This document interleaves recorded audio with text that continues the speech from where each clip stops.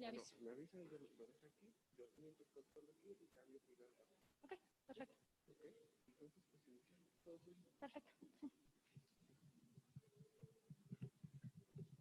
Hola, buenas tardes.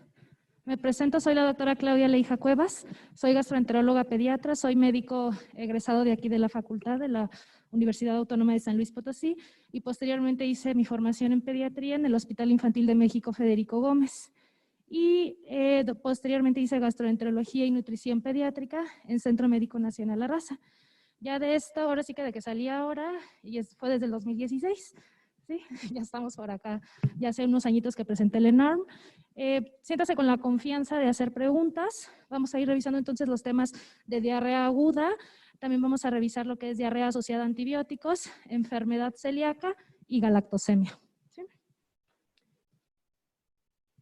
Vamos a irlo viendo ahí poco a poquito. Miren, vamos a empezar entonces, ya sabemos lo que es en general la diarrea aguda, es un trastorno muy frecuente, sobre todo en niños que son menores de 5 años de edad.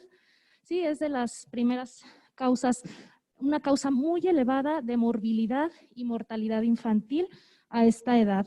La definición, bueno, la OMS sabemos que define diarrea aguda cuando la duración de las evacuaciones son menos a 14 días.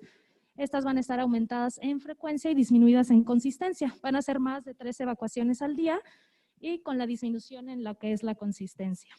¿Sí? Algo bien importante es la morbimortalidad y algo que voy a hacer mucho hincapié en la clase es lo de la lactancia materna. Lo vamos a ver más adelante porque la lactancia materna se ha visto, ya hay muchos estudios epidemiológicos y bueno, que disminuye la morbilidad y mortalidad por enfermedad diarreica aguda en los niños menores de 5 años. ¿De acuerdo? Vamos a la siguiente. Y pues también algo muy importante es que es una enfermedad totalmente prevenible. Y pues en países de tercer mundo, bueno, como nosotros en México, las estadísticas son diferentes a países de Estados Unidos. De hecho, si buscamos en UpToDate, lo divide en países de primer mundo, bueno, en Estados Unidos, Europa, es diferente la incidencia y hasta la etiología comparado con, por ejemplo, países de Latinoamérica, México, Colombia. ¿Sí?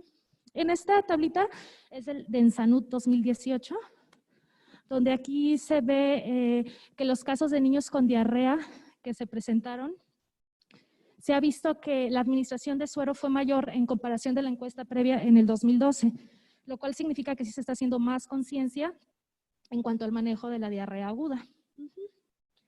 En cuanto a los agentes etiológicos, por mucho, lo más frecuente va a ser los agentes infecciosos.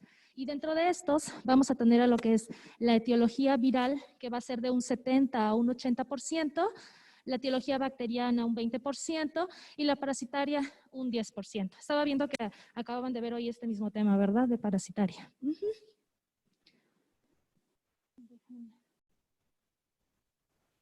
Creo que ya no funcionó el... Permítanme, ahorita continuamos. Listo. Ajá. Bueno, y por mucho ya vimos entonces que los niños menores de 5 años va a ser la etiología viral. Dentro de la viral, por mucho hace, ¿qué les diré? Antes de lo que es el año 2007, que fue cuando se introdujo la vacuna aquí a nivel nacional en México, rotavirus, por mucho, la causa número 1 de enfermedad diarreica aguda en niños por rotavirus. Y se ha visto de que se introdujo la vacunación a la fecha, sí disminuyó mucho lo que fue la hospitalización por deshidratación. Incluso nosotros lo vemos en el hospital, o sea, doctores de antes que me comentan, no, es que de verdad llegaban deshidratados, chocados, por tanto vómito por la deshidratación por rotavirus. Y afortunadamente siguen llegando también, pero menos severo el cuadro clínico gracias a la vacunación. Siguiente, por favor. Gracias. Ya funciona. Muy bien. Entonces, dentro de los objetivos del manejo de lo que es la etiología viral, pues es corregir la hidratación. De hecho, es como la piedra angular del manejo, lo que es la hidratación, la rehidratación por vía oral. Y bien importante, continuar la alimentación del niño, del lactante o ya sea niño mayor, porque muchas veces es como un mito de que no, pues vamos a dejarlo en ayuno. No, para nada. Continuar la alimentación, si es lactancia materna, mucho mejor. Y de la vacunación, ya sabemos que Rotachael se relacionó con intususcepción, pero las vacunas que actualmente tenemos, que son Rotatec y y también Rotatec y Rotarix, Rotashile es la de que se asoció a intususcepción. Estas dos, las que tenemos, el esquema con el que contamos actualmente, se ha comprobado que es seguro, o sea, respecto al riesgo de intususcepción en los niños. Es mayor el beneficio de la vacunación comparado con el riesgo, ¿de acuerdo? Y nos va a proteger sobre todo contra los casos de enfermedad severa. En este cuadrito, más que nada, lo que quiero que distingan es clínicamente los cuadros virales suelen ser más cortitos, sí asociados mucho a lo que son vómitos, la diarrea acuosa. Normalmente sí se autolimitan en lo que son 3 a 7 días a lo mucho. Como vimos, la aguda a lo mucho se va a prolongar a 14 días, ¿sí? Y en los cuadros, por ejemplo, de etiología bacteriana, sí es muy característico que pueden llegar a presentar lo que es las evacuaciones con moco y o sangre, y también es muy característico lo que es el cólico, el dolor abdominal y la fiebre. Es algo como que los distingue ahí un poquito más clínicamente. Hay, si se fijan, hay signos, o síntomas que sí, más bien síntomas que sí se sobreponen, pero hay otros que sí son más característicos, por ejemplo, las evacuaciones con sangre, que son característicos de los de etiología bacteriana, o en el caso de entameba histolítica. Y bueno, muy importante revisar este tema de lo que es la evaluación de la deshidratación, porque pues nos van a presentar los casos ya sea como casos clínicos y algunos también como preguntas aisladas. Entonces, es importante evaluar el grado de deshidratación, que va a ir desde una deshidratación leve a moderada hasta una deshidratación grave. Y es aquí donde nosotros debemos de tener especial cuidado, sobre todo en los datos clínicos. Cómo está la mucosa oral, si tiene los ojos, las mucosas secas, los ojos hundidos, la turgencia de la piel disminuida. Cuando va teniendo mayor compromiso, vamos viendo que el llenado capilar se hace más lento, con alteraciones neurológicas, como irritabilidad, o al revés, como estuporoso. Entonces, estos datos son muy importantes para nosotros decidir el manejo. En esta diapositiva vamos a ver que dependiendo también la severidad de la deshidratación es el manejo. Si lo tenemos al paciente sin deshidratación, el objetivo entonces es prevenir la deshidratación y lo que vamos a hacer es reponer pérdidas. Ese es el objetivo. Y así se va a ir a casa con la reposición de pérdidas, con vida suero oral a libre demanda y la dieta normal del niño. Más adelante le vamos a ver específicamente del manejo dietético que se va a recomendar. Y le podemos dar 75 mililitros, que son media tacita a menores de 1 año, y 150 mililitros a los mayores de 1 añito. Mientras persista la diarrea, hay que estar reponiéndola con sus líquidos de base, su alimentación normal. Si llega a vomitar, hay que darlo lento y esperar de 10 a 15 minutos. Dentro de lo que es cuando los datos de deshidratación, cuando tenemos 2 o más signos de deshidratación que va a ir de leve a moderada, aquí el manejo sí va a ser igual con el Vidasuero oral, pero vamos a hacer el cálculo de la reposición de 50 a 100 mililitros por kilo y esto lo vamos a administrar durante 4 horas. Otra forma de hacer el cálculo aproximado son 5 mililitros por kilo cada 15 minutos durante las 4 horas.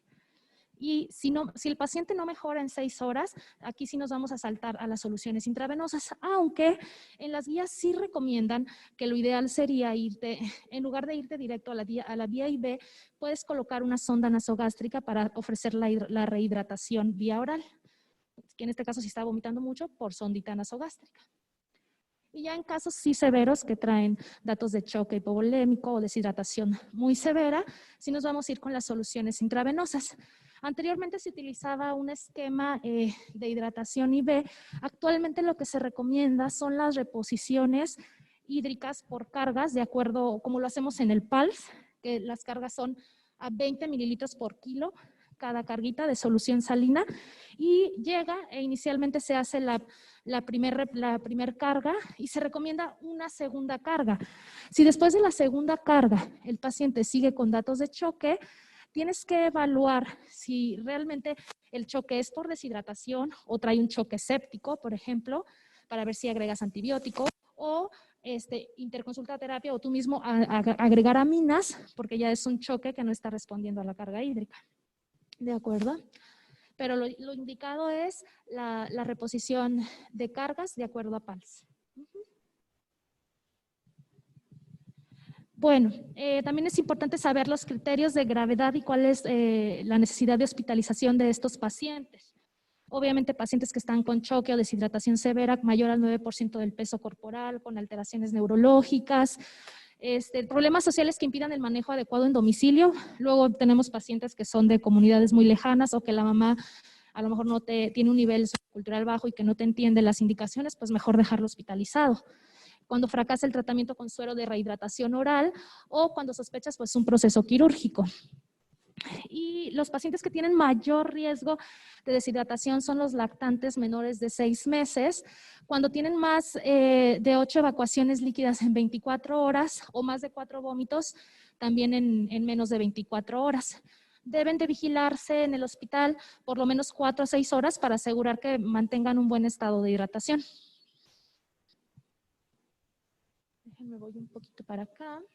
Bueno, aquí en esta diapositiva vienen los criterios de referencia que van a ser cuando tenemos la diarrea con gasto alto, vómitos persistentes o incoercibles, cuando tienen alguna enfermedad subyacente que se puede descompensar metabólicamente como la diabetes, y menores de 2 meses de edad, que también son más lábiles. La mayoría de estos cuadros de gastroenteritis aguda se autolimitan, incluso también hasta los bacterianos se tienden a autolimitar. Y el antibiótico no va a ser necesario en todos los casos, solo en casos especiales, porque luego sí está la mala praxis de que pues ya trae diarrea y ya me llegan al consultorio con el trimethoprim. Entonces, pues no está bien. ¿De acuerdo? Solo cuando, ahorita vamos a ver las indicaciones precisas en la siguiente diapositiva para utilizar el antibiótico en estos casos. Estas sí son importantes aprendérselas. Menores de 6 meses con gastroenteritis por salmonela. Cuando también tenemos casos de salmonela en pacientes que están desnutridos o inmunosuprimidos, también es otra indicación. Los casos de colitis pseudomembranosa asociada a Clostridium difficile también es otra indicación. La shigellosis o amibiasis, que ya vivimos, en cólera y en yardiasis, cuando hay infección también por Yardia lamblia. En cuanto al manejo del antibiótico, aquí, bueno, traté de resumir porque en realidad como que irnos por cada uno pues es difícil, pero en general lo ideal es dependiendo el germen que tú estés sospechando, que des el manejo. Esta guía es como muy general, donde recomiendan el uso de la ampicilina, citromicina y cefalosporinas como cefixima y ceftriaxona, que en general van a dar buena cobertura cuando sospechas la etiología bacteriana. El trimethoprim, pues hemos visto que con el tiempo pues ha habido mayor resistencia bacteriana. Lo ideal es individualizar de acuerdo a cada región. Ahora entrando a la parte de lo que es el tratamiento, donde vamos a ver que la base es la rehidratación oral. Es la primera línea de manejo en la diarrea aguda. A veces, aunque las mamás me digan, ay, o sea, a eso vine, sí, o sea, le explicas que es clave, es lo más importante, es estar reponiendo las pérdidas y mantener bien hidratado a nuestro lactantito, ¿sí?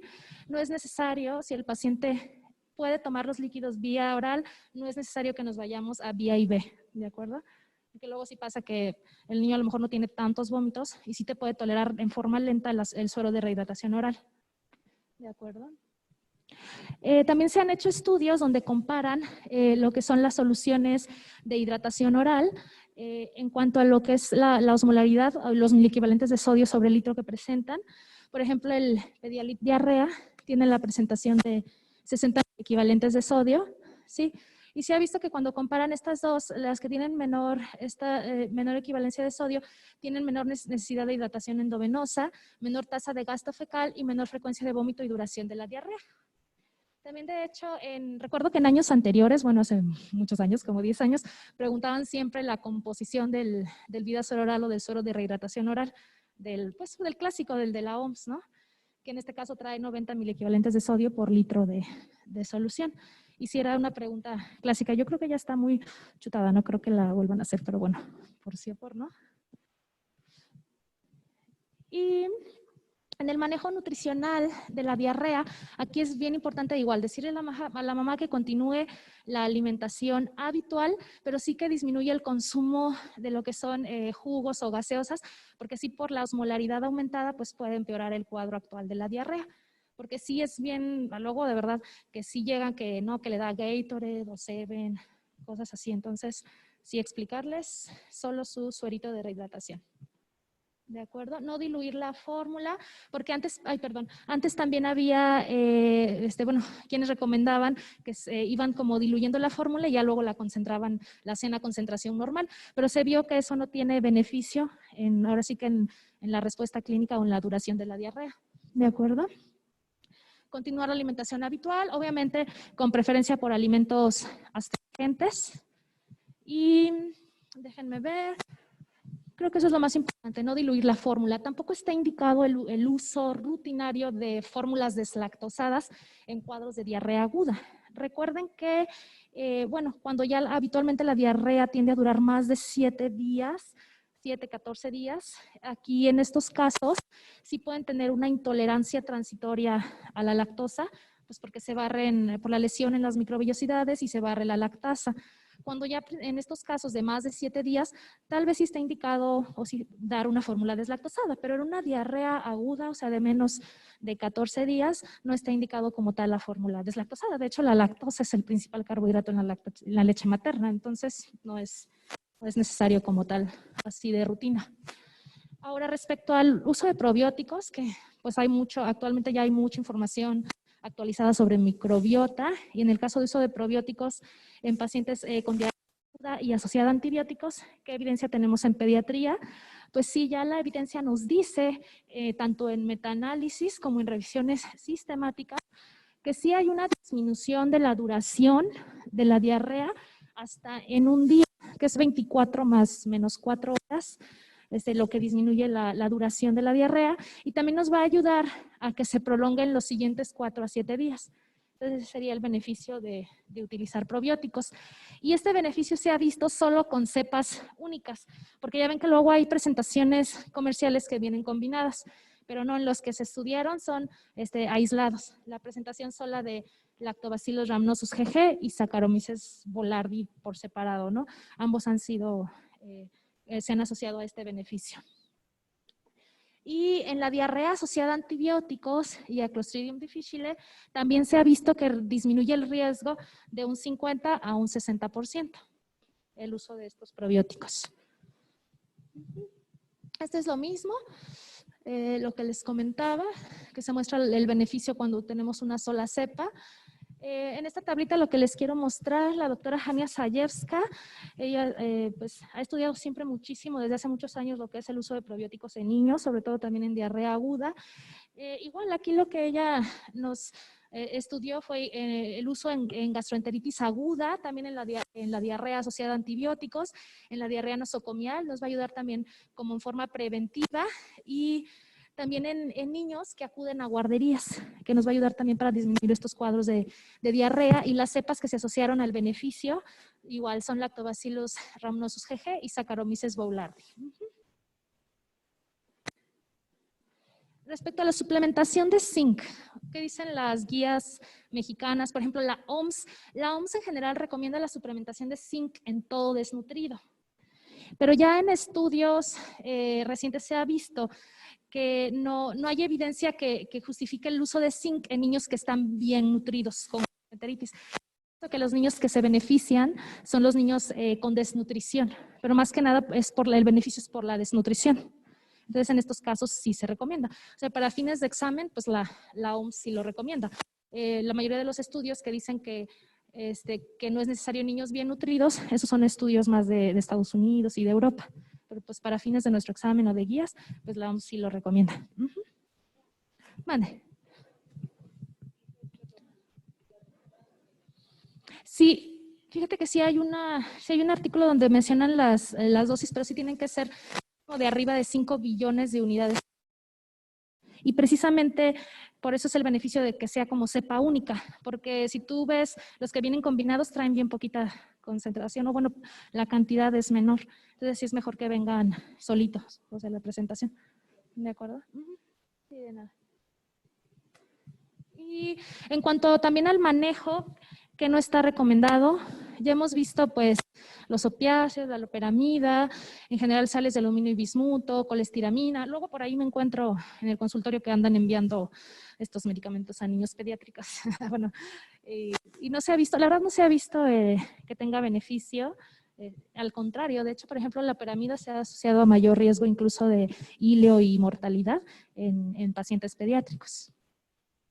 No hay estudios como para que justifiquen su uso. Incluso, confieso, hay uno que sí utilizamos mucho, que es la diosmectita, que se asocia más como espesante de la evacuación, pero también realmente hasta ahorita los estudios no han demostrado evidencia, o sea, comparado, por ejemplo, con los probióticos, como para utilizarlo.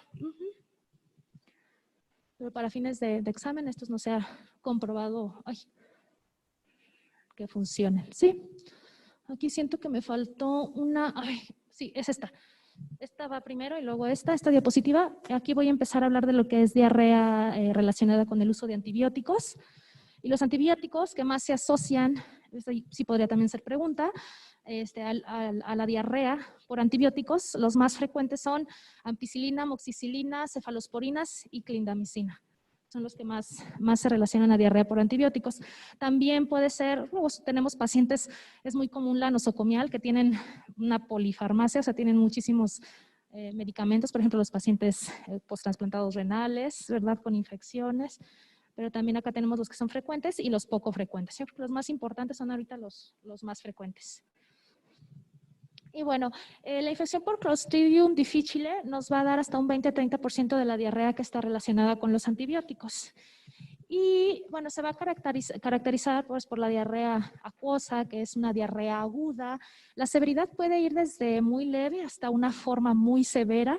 Aquí lo importante es saberla detectar a tiempo, porque sí está el antecedente de que hubo uso de antibióticos, incluso hasta 8 semanas anteriores.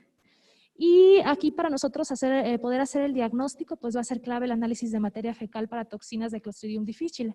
También lo sospechas pues porque empiezas a descartar las otras etiologías, ¿verdad? Que van saliendo, por ejemplo, los coproparasitascópico negativo, los estudios van siendo negativos. También en casos más severos hacemos colonoscopía y vamos a ver los hallazgos colonoscópicos, que es muy característica, como su nombre le dice, estas pseudomembranas que son como fibrinas, así tal cual las evacúan. Son como blanquecinas, grisáceas.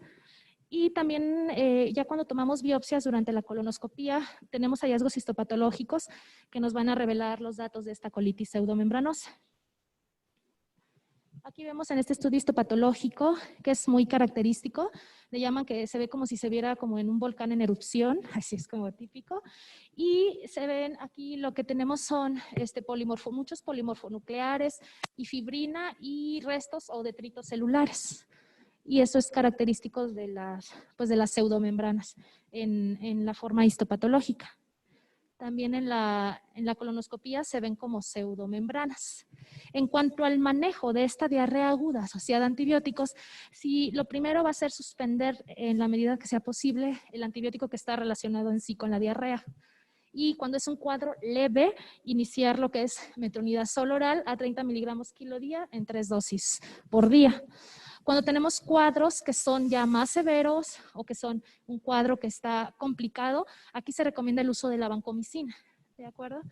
Estas dosis que vienen aquí son más como para niños ya escolares, más grandes, y hay una presentación oral. Aquí en México solo tenemos la intravenosa, no tenemos la presentación oral como tal, pero sí en casos, hemos llegado a tener casos muy severos en los que tienen híleo, sí está indicado el uso de la vancomicina a través del recto.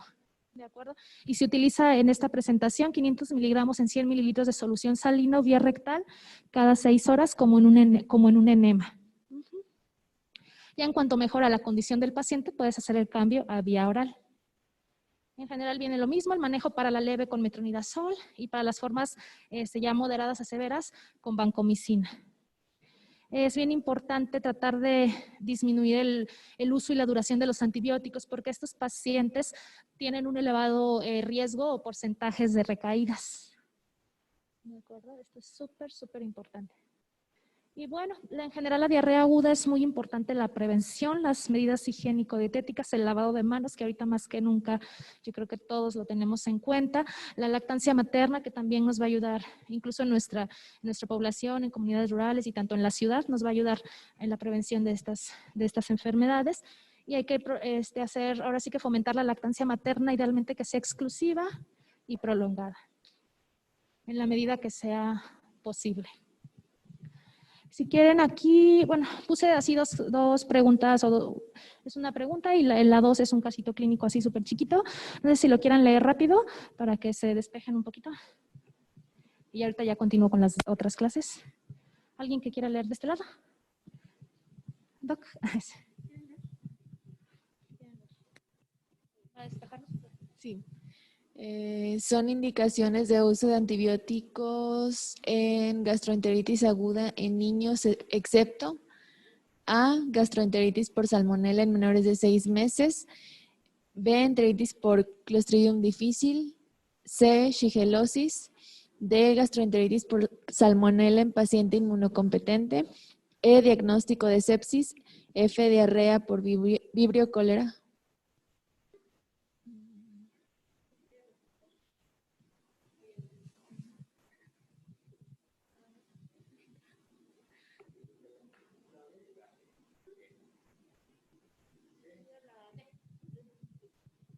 En estos casos, si tú das manejo en casos de salmonela en paciente inmunocompetente, aumentas el riesgo de estado de portador.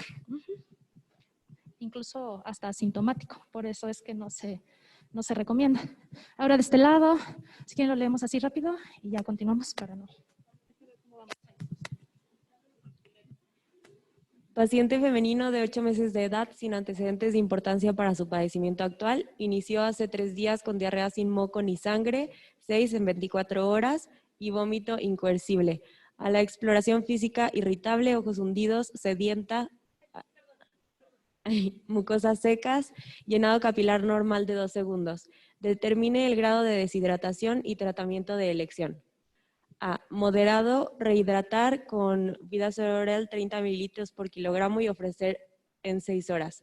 B. Leve, líquidos IV 30 mililitros por kilogramo en 30 minutos. C. Severo, inicie líquidos IV inmediatamente. O D. Moderado, rehidratar con Vidazorel 50 mililitros por kilogramo, ofrecer en las primeras 4 horas. Así.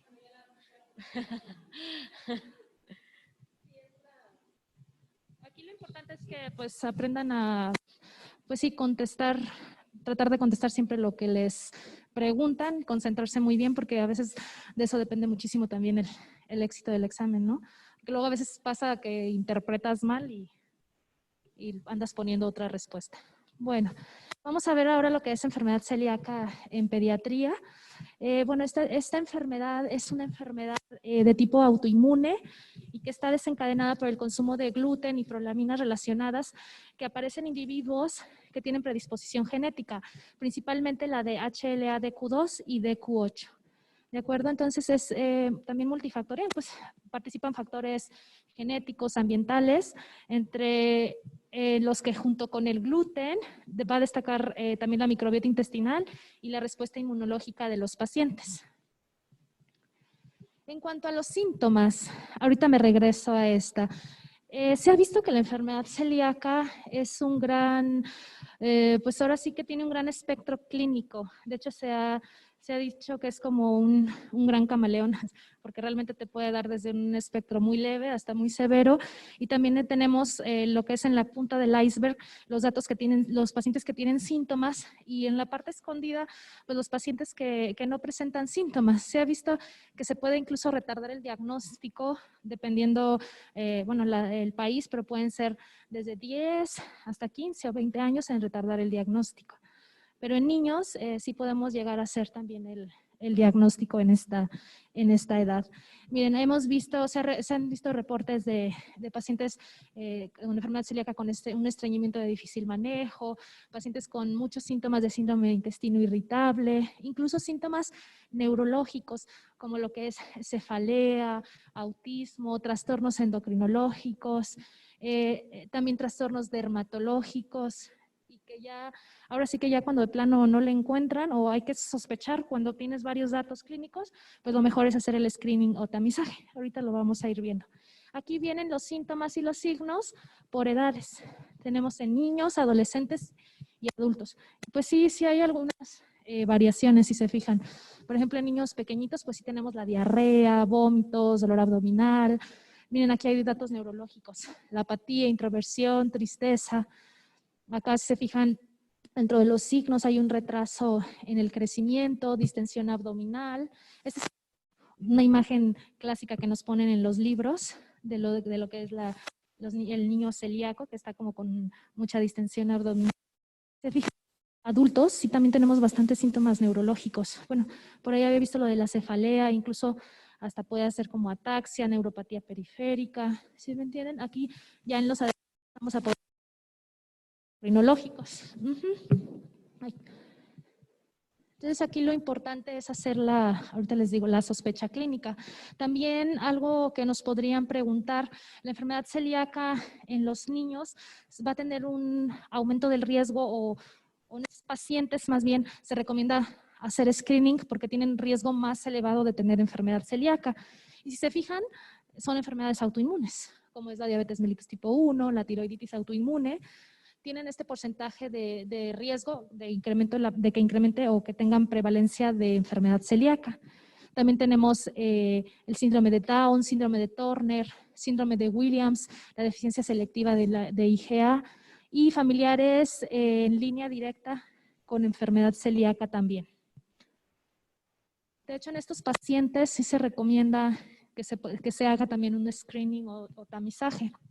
Para el diagnóstico, entonces va a ser basado en la historia clínica, en los datos clínicos que sean compatibles con enfermedad celíaca.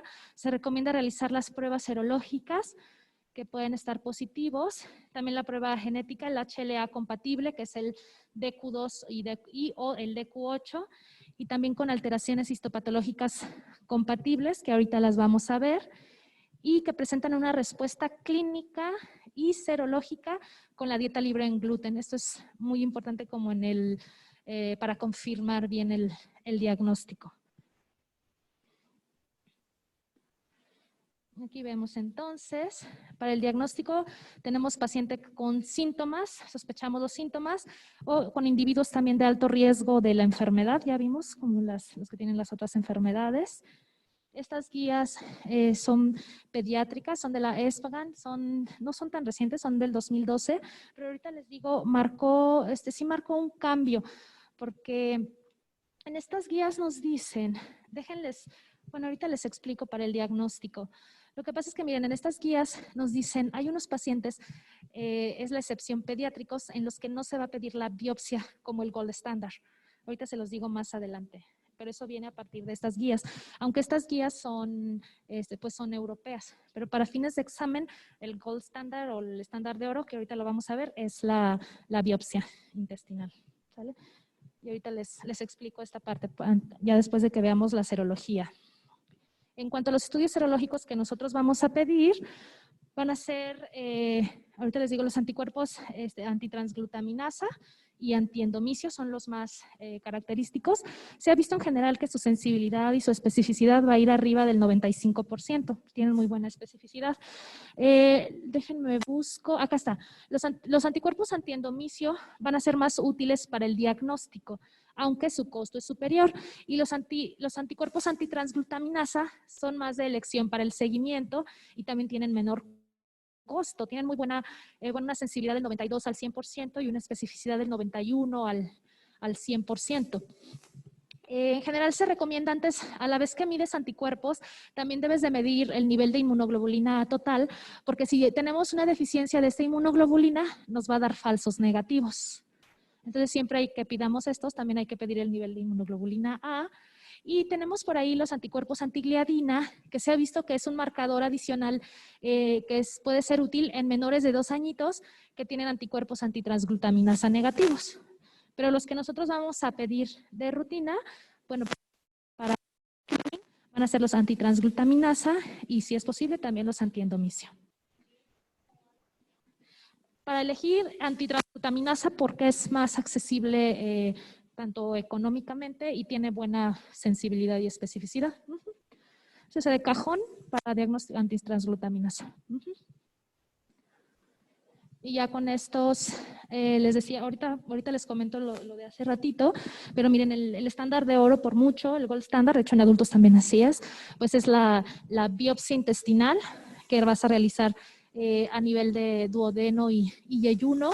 Y bueno, tenemos la aplicación de Marsh que nos va a hablar ahora sí que del grado de atrofia que va a presentar el paciente, que puede ser desde una leve hasta una forma más severa. Lo ideal es que el patólogo pues sí nos describa todas las características. Y les decía, ¿en qué pacientes pediátricos no pedimos la biopsia? Si es un paciente pediátrico que tiene los niveles de anticuerpos antitransglutaminasa más de 10 veces el valor normal y aparte lo corroboras con el HLA, puedes iniciar la dieta y no hacerle la biopsia, pero ese es como el requisito. Y esto viene, le digo, esto es a partir de las guías del 2012. Que en estos casos, digamos, como que clínicamente tienes alta sospecha, pues inicias la dieta. Y más porque son pacientes, pues, pediátricos. Y en los adultos, pues, invariablemente, pues, su biopsia intestinal. ¿De acuerdo? En cuanto al manejo de estos pacientes, pues ya sabemos que es la dieta de eliminación, la dieta de restricción libre de gluten, que va a ser pues durante toda la vida, debe de ser lo más estricta posible. De hecho, ya existen también cada vez más tecnología e información, ¿no? A unos aparatitos que nos ayudan a leer etiquetas para detectar la cantidad de gluten en los alimentos. También hay más conciencia, pues en general, poco a poquito. Todavía es difícil porque hay contaminación cruzada en algunos alimentos, pero pues hay que tratar de apoyar a estos pacientes. Si se fijan, este es el logo que utilizan en los alimentos que son libres de gluten, que se recomienda que sea menos de 20 partes por millón. Pero los alimentos van a tener este simbolito. Muy bien. Dije, creo que vamos bien en tiempo para alcanzar a ver. Gracias. Vamos a ver ahora lo que es, sí.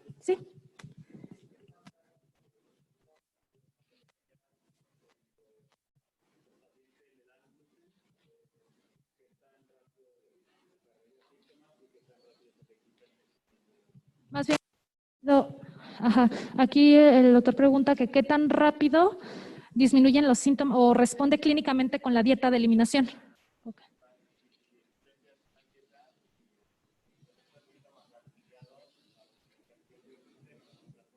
¿O es por otra cosa?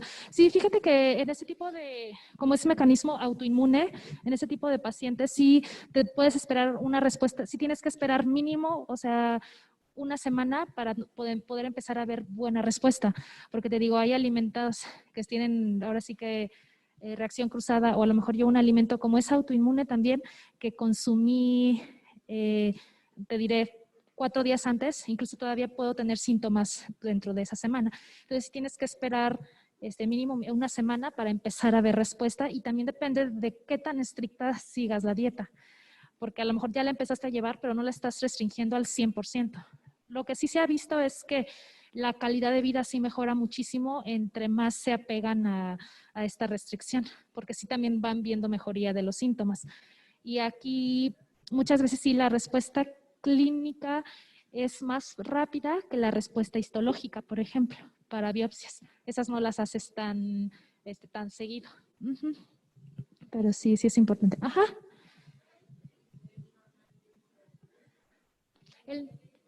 El nivel normal de IgA en niños, tenemos tablitas del Harriet Lane. Si quieres, ahí no lo anoté, no me lo sé de memoria, pero si quieren ahorita al final de la plática te lo digo. Así.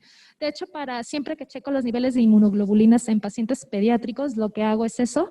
Me voy, porque no me las sé de memoria, me voy y checo, porque no son igual que en los adultos, definitivamente. Y siempre lo que hago es checar Heartline, niveles de inmunoglobulina, tanto IgG, IgA, pero en este caso pues es la IgA lo que utilizamos. En el laboratorio les van a poner un rango, pero el que les ponen ahí es de adultos. Pero si ven pacientes pediátricos, sí les recomiendo buscar los pediátricos. Sí, no los anoté, pero sí. Ahorita te lo digo al final, ¿va? Sí.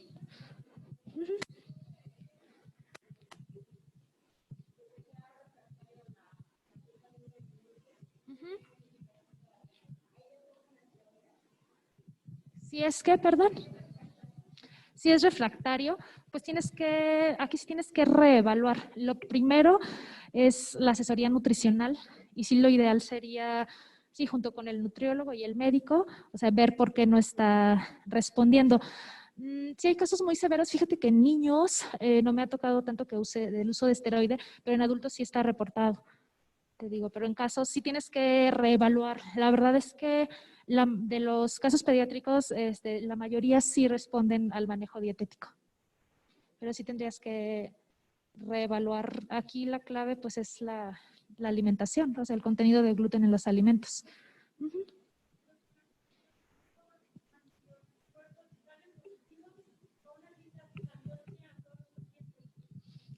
Es lo que te decía.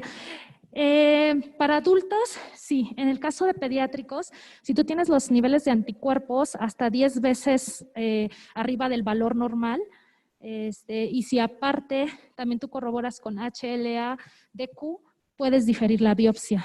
Pero fuera de eso, y para fines de examen, sí recomiendan la biopsia porque es el estándar de oro para hacer el diagnóstico. Sí, es para fines de examen. Sí es necesaria la biopsia. En la práctica clínica, en estos casos, puedes obviar la biopsia. Listo, ahora sí vamos a lo que es galactosemia. Igual es, a lo mejor,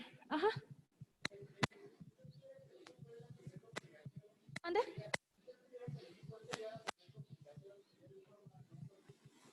Si tuviera que elegir, ¿de qué? Si tuviera que elegir una de las complicaciones, yo creo que déjame ver, de las más frecuentes, yo creo que es la afectación de la calidad de vida, porque son pacientes que tienen son pacientes que han estado manejados como intestino irritable, tienen mucho dolor abdominal, distensión, diarrea, alteraciones dermatológicas. Yo creo que aquí más que nada es la afectación de la calidad de vida. No es como tal como en un síntoma porque es muy variable el espectro y estos casos me han tocado más en adolescentes. Si son luego adolescentes que, te digo, no siempre es fácil llegar al diagnóstico o se retarda mucho hasta que son adultos. Yo creo que aquí lo más importante es eso, la repercusión en la calidad de vida por los síntomas, o sea, porque no es como que un síntoma en especial, también los síntomas incluso neurológicos, cefalea, alteración del patrón de evacuaciones, hay quienes alternan como un intestino irritable, alternan días con diarrea y luego con estreñimiento, vómitos, dolor, incluso, sí, te digo, como un intestino irritable.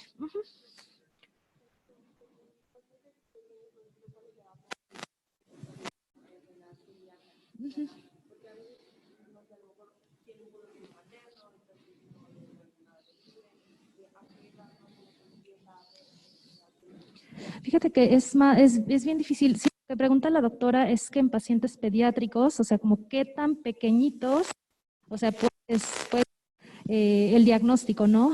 Realmente, o sea, tú puedes sospecharlo. En niños, la alergia más frecuente es a la leche de la vaca y la verdad yo creo que pensarías primero eso en lugar de una enfermedad celíaca. Fíjate que en niños sí está dado el diagnóstico y la mayoría de que me han dado sí es mayores de 1 año.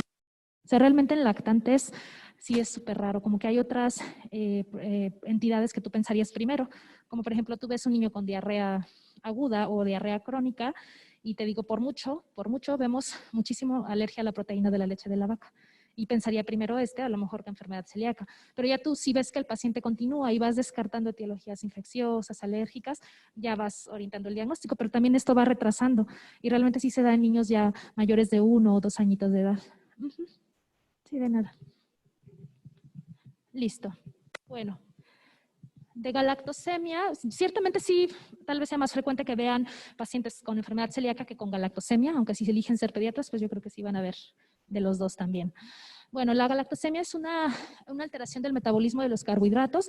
Como sabemos, pues la lactosa va a ser un disacárido y que se va a desdoblar en glucosa y galactosa, que es ahora sí que la que nos interesa. Es un trastorno autosómico recesivo causado por una deficiencia que puede ser total o parcial de la actividad enzimática. Ahorita vamos a revisar las enzimas y la frecuencia va a ser de a 1 en 40,000 recién nacidos vivos. Las alteraciones en este metabolismo de la galactosa, ya vimos, la galactosa como tal es el monosacárido, la lactosa pues es el principal azúcar de la leche materna, de la leche de todos los mamíferos, y pues tristemente sí es una contraindicación de lactancia materna. ¿De acuerdo? Lo que es la galactosemia, que también puede ser pregunta para el ENAR, ¿no? Las contraindicaciones que son absolutas de lactancia materna. Y esta es una de ellas. Bueno, el metabolismo va a ser principalmente en lo que es en el hígado y también en el cerebro, y algunos hematíes tienen estas enzimas que son necesarias para su utilización y de ahí se van a dar los síntomas. Ahorita los vamos a revisar. Para fines prácticos, bueno, tenemos 3 defectos enzimáticos que están localizados en diferentes cromosomas. Son estas las 3 enzimas involucradas. La galactosemia clásica, la enzima que está afectada es la galactosa 1-fosfato-uridiltransferasa, que es la GALT, para que se lo aprendan aquí, es la clásica. La tipo 2 es la galactoquinasa, GALC, y en la 3 es la uridindifosfato-galactosepimerasa, que es la GALE. Que estos son estos 3 defectos los que están afectados. Los síntomas clínicos sí varían dependiendo la afectación. En la clásica, los metabolitos que se acumulan más son aparte de la galactosa, el galactitol. Si se fijan, en la tipo 2 es muy característico de las cataratas, y en pueden llegar a estar sin síntomas, pero hay una forma grave en la que sí van a presentar vómito, ictericia, hepatomegalia, cataratas. Esto se da más típicamente en la 1, que ahorita vamos a ver más adelante. La presentación clínica aquí se da desde la etapa neonatal. Empiezan ya, tú vas viendo en el 3er, 4 día que van perdiendo peso. Normalmente ya ven que todos los neonatos pierden peso hasta los primeros 10 días, pero aquí es más marcada esta pérdida de peso. Hay rechazo en la alimentación, vómitos, diarrea, hasta el 95% de estos pacientes, la ictericia, la letargia. Pueden presentarse con hepatomegalia, ascitis, y se comporta como es una de las causas de hepatitis neonatal. Y esto, las cataratas se ve que aparecen hasta después de días o semanas, y puede haber daño renal. También clínicamente se comportan como una sepsis. De hecho, sí se llega a aislar también en los hemocultivos Escherichia coli. Y bueno, si se llega a una falla hepática, nos puede llegar a producir la muerte del niño si no se sospecha o se detecta a tiempo, y en cuanto tú sospeches clínicamente, tienes que hacer la eliminación ahora sí que de la ingesta de la galactosa, porque si te esperas, sí va a estar causando más daño a que lo confirmes, y más en nuestro país, que luego, la verdad es que para el estudio de confirmatorio luego nos tardan más tiempo. Pero lo vemos en manejo. En la forma parcial, sí vamos a tener pacientes que pueden estar asintomáticos y que solo se detectan gracias a lo que es el tamiz neonatal. En la galactosemia tipo 2, ya les dije, es muy característico las cataratas, que están causadas por la acumulación del galactitol en el cristalino, que causa un edema con desnaturalización de las proteínas. Y habitualmente no hay compromiso en ningún otro órgano. Entonces aquí los síntomas, ya vimos, estos son más inespecíficos: vómitos, colestasis, rechazo a la vía oral, una falla hepática aguda, hay que sospecharlo, con coagulopatía, cuando se conforman con sepsis, como una sepsis neonatal, con aislamiento de E. coli, cataratas, crisis convulsivas, detención del crecimiento, disfunción ovárica en pacientes más grande, y alteraciones también aquí de los laboratorios que son compatibles con la falla hepática y la coagulopatía. Entonces, para el diagnóstico, la mayoría puede hacerse con el tamiz neonatal, con el metabólico ampliado idealmente. Aquí lo que se hace es un análisis cualitativo, donde va a medir la actividad de la GALT en la superficie del eritrocito. ¿Sí? Y aquí esto es por medio de fluorescencia, se considera normal cuando es mayor de 10 miligramos sobre decilitro. ¿De acuerdo?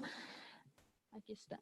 En estos casos lo que se recomienda es hacer la prueba confirmatoria, que es el estándar de oro, es la determinación cuantitativa de la actividad de la GALT en los eritrocitos, para el diagnóstico tiene que ser menor de 18.5 unidades por gramo de hemoglobina. También en algunos casos donde tengamos disponibilidad, se puede hacer el análisis molecular. Entonces ya vimos para el diagnóstico, entonces también nosotros podemos sospecharlo clínicamente si encontramos niveles de galactosa en orina con sustancias reductoras que pueden estar positivas.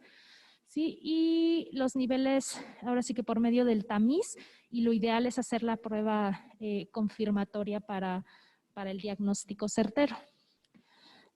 Complicaciones que podemos tener a largo plazo, si hay afectación neurológica con disminución del coeficiente intelectual con la edad. Incluso hay pacientes que se presentan con ataxia en la adolescencia, retardo del crecimiento o alteraciones endocrinológicas como amenorrea primaria o secundaria por el hipogonadismo hipogonadotrópico. ¿De acuerdo? El manejo entonces es eliminar la lactosa y la galactosa de la alimentación que sospechas. Desde que sospechas clínicamente lo debes de hacer, incluso antes de que confirmes el diagnóstico. Y pues la dieta es de por vida. Luego a estos pacientes también se sugiere el manejo con psicología, psicoterapia, porque sí, y aparte de nutrición, o sea, es un manejo multidisciplinario, porque tienen que aprender a llevar la dieta toda su vida. La verdad es que luego sí se acostumbran, pero es difícil. Entonces el exceso de la galactosa nos va a ocasionar síntomas graves y hay que eliminar tanta galactosa de la dieta como sea posible, toda la leche y sus derivados de por vida. Si se puede iniciar en la primera semana de vida, sería lo ideal, mejor. ¿Sí? Esto para evitar también los datos de daño por cirrosis hepática. Luego muchos de estos niños ya con cirrosis hepática o daño hepático nos toca estarlos viendo en la consulta de gastroenterología, que no todos los casos llegan a este grado, pero es más cuando se hace el diagnóstico tardío. Entonces se recomienda suspender la lactancia materna, tristemente, pero sí, y utilizar una fórmula que esté exenta de lactosa. Los hidrolizados pueden seguir conteniendo lactosa en la caseína y en la cerealbúmina, por lo que no están recomendadas. Y cuando se inicia la alimentación complementaria, que también sea sin galactosa.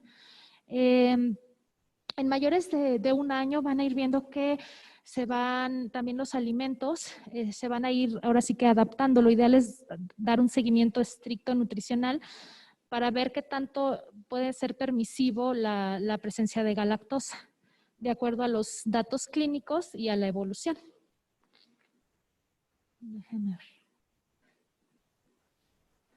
Bueno, aquí lo importante entonces es detectar oportunamente. Ya les dije, si tú sospechas clínicamente, restringes desde que sospechas clínicamente. No te esperas a que tengas el estudio confirmatorio para también evitar la lesión y que el paciente tenga mejor pronóstico a futuro. Muy bien.